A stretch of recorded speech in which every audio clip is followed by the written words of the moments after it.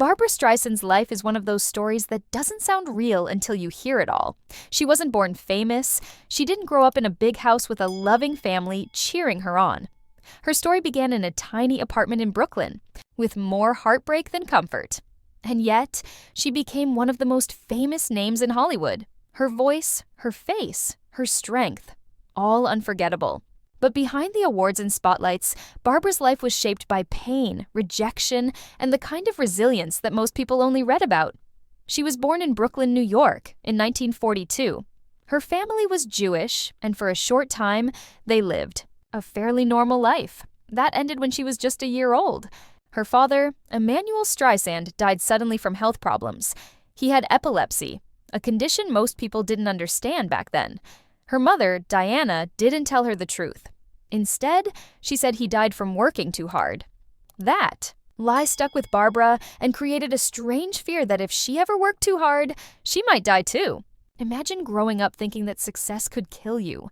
After her father's death, everything fell apart. The family had no money, and her mother had to move them into her parents' tiny apartment. It was so small that they didn't even have a proper living room. No couch, no privacy. Barbra didn't have her own bedroom until she was 16. She had to share a small space with her brother Sheldon. There was no luxury in her childhood. Every day was about getting by, surviving. That kind of life leaves a mark. Her home life wasn't just poor, it was cold. Her mother rarely showed affection. Love in her mother's eyes meant putting food on the table, not giving hugs or saying, "I love you." Barbra craved warmth. She wanted to feel wanted, but those words never came. She and her brother had to grow up fast, learning to live, without the emotional support most kids need. When she was 8, something else happened that made her feel even more alone. She had been sent to a summer camp, which she hated. Then one day her mom came to pick her up. Barbra thought she was going home, but sitting in the car was a man she had never seen before. Her mom had remarried and hadn't even told her. Make things worse, her mom was pregnant with a new baby. That baby would become Barbra's half-sister. Her world had changed without warning, and nobody had thought to explain. Her new stepfather didn't make life easier. Barbra tried everything to be liked. She called him Dad, fetched his slippers, and tried to stay quiet to avoid problems. But nothing worked. He didn't accept her. In fact, he often made her feel worse by comparing her to her stepsister. Those comparisons hurt. She already felt unwanted, and now she was being reminded every day that she wasn't good enough. So, she did what many lonely kids do. She found something that made her feel alive, that something was singing. Barbra's voice wasn't just good, it was special. Even as a child, people noticed it. She had a soprano voice that could move people, but her mother didn't think singing was a real job. She told Barbra to become a typist instead, a safe job, something steady. Barbra didn't listen. She knew she was meant for more, even if no one around her believed in her. By the time she was 16, Barbra had moved out. She supported herself with small jobs that barely paid the bills. She wasn't rich or comfortable, but she had freedom. She started going to auditions, even if people told her no. One important moment came when she worked as an usher at a theater.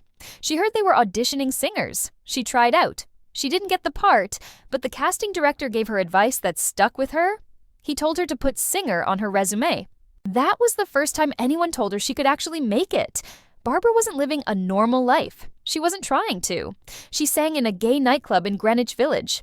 That place became her training ground. The audience loved her, and she learned how to perform in front of people who truly listened. It was during this time she made a small but bold change. She dropped the second A from her name. Barbra became Barbra. It wasn't just about spelling. It was about control. She was choosing her own path, her own identity. Not everyone was kind to her. People in the industry said she was too odd, too plain, not pretty enough. Her nose became a target. People told her to fix it, to get surgery, to look more like the other girls. But Barbra refused. She said her nose was part of who she was. She didn't want to change it to fit someone else's idea of beauty. She believed her voice and talent should be enough. And she was right. Barbra didn't just want to be a singer. She wanted to act. She saw singing as a way to get there. She studied the greats like Billie Holiday and Edith Piaf, not just for their music, but for the emotion they poured into every performance. She wanted to do the same, make people feel something real. Her big break came in 1960 at a nightclub called Bonsoir. She auditioned and got the job. She opened for comedian Phyllis Diller and quickly became a favorite. People loved her Brooklyn humor, her honesty, her presence. She was different, and that difference made her unforgettable. A theater critic named Leonard Harris saw her perform and said she would change the music world by the time she was 30. That wasn't just a compliment, it was a prediction. And he was right. She started getting more roles. Her first acting job was in a play that only ran for one day. It flopped. But Barbra wasn't discouraged. One bad show didn't define her. She kept going, kept auditioning, kept believing in herself. Her big acting break came with the musical Funny Girl, where she played Fanny Brice. That role made her a star. Her performance was so strong that she was cast in the film version, which won her an Oscar. From there, her success only grew. Barbra didn't just collect awards, she made history. She won 2 Academy Awards, 10 Grammys, 5 Emmys, and 9 Golden Globes. She even received the Presidential Medal of Freedom. She became the first woman to write, produce, direct, and star in a major film.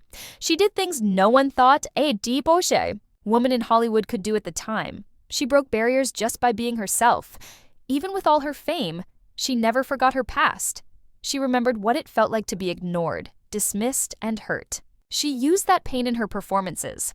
That's why people connected with her, because she was real.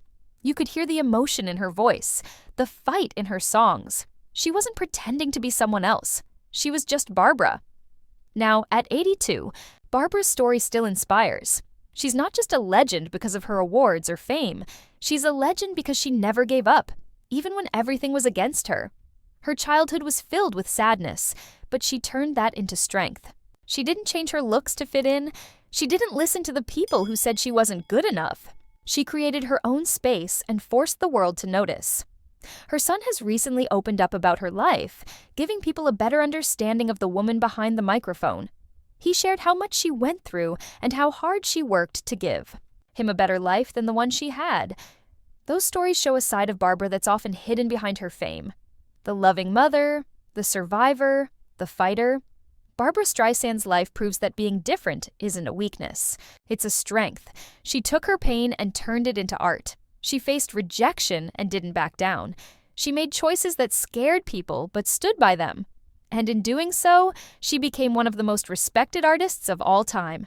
If you've ever felt like you don't fit in or that you're not good enough, remember Barbra. She was told the same things, and she proved them all wrong. Her story isn't just about music or movies. It's about the power of being true to yourself, no matter what the world says.